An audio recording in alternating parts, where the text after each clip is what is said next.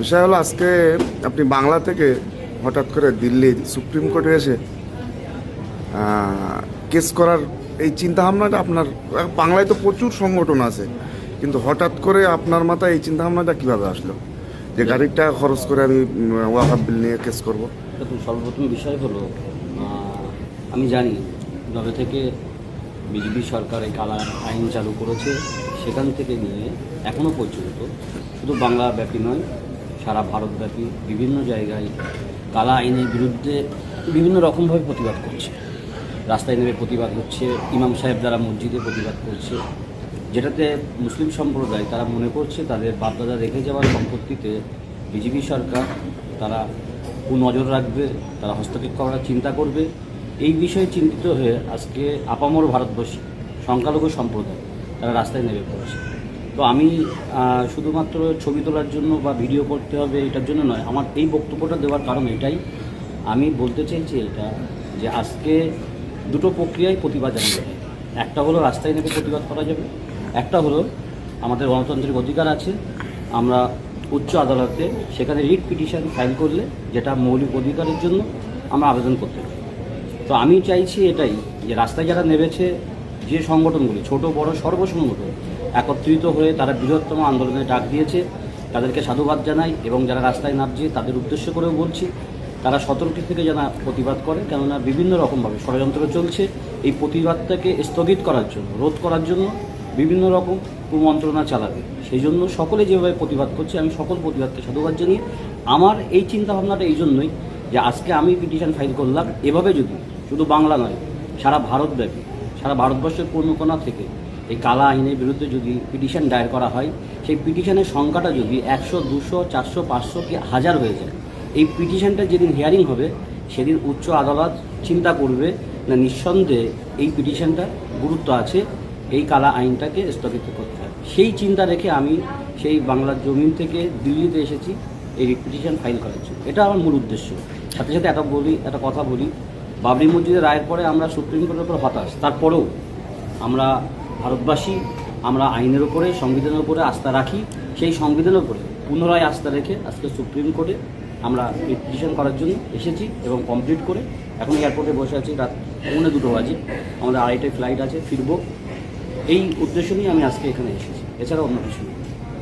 আচ্ছা, আর একটা বিষয়, আপনি কি কোনো সংগঠনের পক্ষ থেকে কিংবা কোনো রাজনৈতিক দলের পক্ষ থেকে কি এই পিটিশনটা জমা করতে এসছেন নাকি ব্যক্তিগত চিন্তাভাবনা? একেবারে নয়, কোনো সংগঠন আমি সংগঠন করি কোনো রাজনৈতিক দলের উঠতে গিয়ে আজকের যে বিপদ, আজকের যে সংখ্যালঘু সম্প্রদায়ের ওপরে যে কালা আইন টুকে দেওয়া হয়েছে এটা অত্যন্ত ভয়ঙ্কর বিষয়। তো সেখানে দাঁড়িয়ে আমি কোনো সংগঠনের পক্ষ থেকে নয়, বসিরহাট মাওলানা দরবার শরীফ আল্লামা রুহুল আমিন রহমতুল্লাহ হুজুরের আওলাদ হিসাবে আমি, আমার চাচতো ভাই, আমার ভাইয়েরা মোহাম্মদ আনাস আমিন, মোহাম্মদ সাদ বিন আমিন, মিনাজুল আমিন, সোয়েব আমিন, এমনিভাবে আমার যারা ভাইরা আছে আমরা সকলের কথাবার্তার মাধ্যমে এই সিদ্ধান্ত নিয়ে এসেছি। মাওলানা দরবার শরীফের পক্ষ থেকে এই পিটিশন দায়ের করার জন্য এসেছি।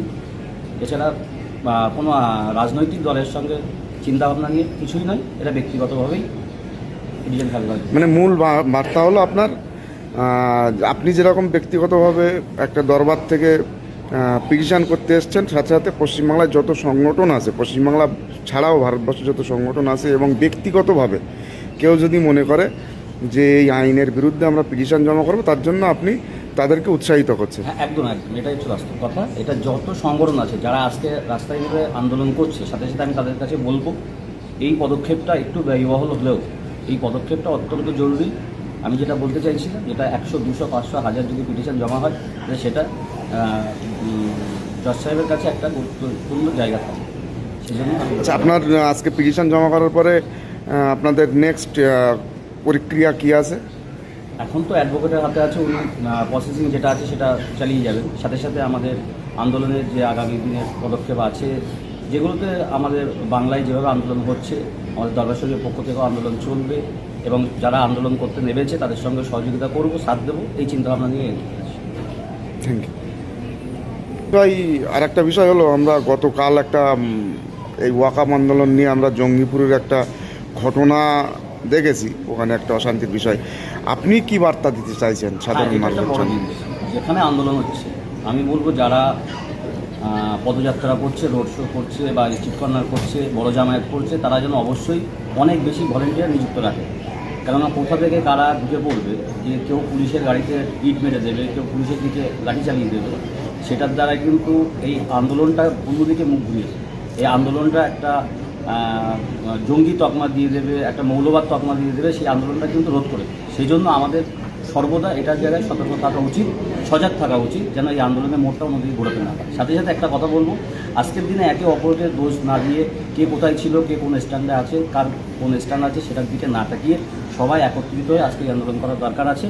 আর আমরা রাজ্য সরকার, যিনি মাননীয় মুখ্যমন্ত্রী, তাঁর কাছে আমি আবেদন করব যে তাঁর পক্ষ থেকে এবং তাঁর পার্টির পক্ষ থেকে যারা আছেন, তারা যেন এই কালা আইনের বিরুদ্ধে তাঁরা প্রতিবাদ করেন, তাঁরা পদক্ষেপ নেন, এবং আমাদের মাননীয় মুখ্যমন্ত্রী তিনিও যেন এটা যেন আমাদের রাজ্যে ইমপ্লিমেন্ট না হয়, তার জন্য যত সম্ভব ব্যবস্থা নিতে হয়, উনি যেন ব্যবস্থা নেন। তাহলে আমরা পশ্চিমবঙ্গবাসী তাঁর প্রতি কৃতজ্ঞ থাকব। আচ্ছা, আর একটা বিষয় আমরা পাঞ্জাবে দেখেছি, পাঞ্জাবে 13টা এমপি এই কালা আইনের বিরুদ্ধে ভোট দিয়েছে। পশ্চিমবাংলায় এখনও পর্যন্ত আমরা যে সংখ্যালঘু সম্প্রদায় ভোট তৃণমূল কংগ্রেসে কাছে যাওয়ার পরেও এখনও পর্যন্ত আমাদের পশ্চিমবাংলায় ক্লিয়ার হয়নি যে কত ভোট এমপিরা কতটা ভোট এই আইনের বিরুদ্ধে দিয়েছে। একটা প্রশ্ন। দ্বিতীয় নম্বর প্রশ্ন হলো, এখনও পর্যন্ত মাননীয় মুখ্যমন্ত্রী এই আইনের সম্পর্কে কোনো মন্তব্য করেনি। এই বিষয়টা নিয়ে কী বলবেন? দেখুন, আমি মাননীয় মুখ্যমন্ত্রীর কাছে আবেদন করেছি, তার মানে এটা নয় আমি তাকে সাপোর্ট করে কথা বলেছি। আমার বক্তব্য এই জায়গায় তিনি অবশ্যই তারা স্ট্যান্ড ক্লিয়ার করুক এবং তিনি সেটা জানিয়ে দিক তার পক্ষ থেকে কতগুলো ভোট করেছে। আশা করি সেটা জানা যাবে। সাথে সাথে অবশ্যই তাঁর কাছে আমরা আবেদন করছি এই জন্য, তাঁর যে ক্ষমতাটা আছে প্রতিবাদ করার জন্য, সেই ক্ষমতাটা আমাদের কাছে নেই। উনি প্রতিবাদ করলে যে গুরুত্ব পাবে, সেটা তো আমরা প্রতিবাদ করলে সে গুরুত্ব পাবে। সেই জন্য তাঁর কাছে রিকোয়েস্ট করা হচ্ছে, উনি যে বারবার সংখ্যালঘু সম্প্রদায়ের জন্য দরদি হয়ে ওঠেন, সংখ্যালঘু সম্প্রদায়ের কথা বলেন, তার জন্য বলছি আজকে সংখ্যালঘু সম্প্রদায় যে বিপদের মধ্যে আছে, সেই বিপদ থেকে যাতে উদ্ধার করার জন্য ওনার একটা ভূমিকা থাকে, সেই ভূমিকাটা আমরা দেখতে চাচ্ছি, বাস্তবায়িত করাতে চাই। তামিলনাড়ুতে মাত্র 7% সংখ্যালঘু বাস করে, সেখানে মুখ্যমন্ত্রী এই আইনের বিরুদ্ধে সুপ্রিম কোর্টে পিটিশন দাখিল করেছে, কিন্তু পশ্চিমবাংলায় 34% সংখ্যালঘু বাস করা সত্ত্বেও পশ্চিমবাংলা মুখ্যমন্ত্রীর পক্ষ থেকে এবং রাজ্য সরকারের পক্ষ থেকে এখনও পর্যন্ত সুপ্রিম কোর্টে কোনোরকমভাবে পিটিশন দাখিল করেনি। এই বিষয় নিয়ে কী বলবেন? দেখুন, এটা নিয়ে এটা আমারও কোশ্চেন, এই কোশ্চেনটা আমারও।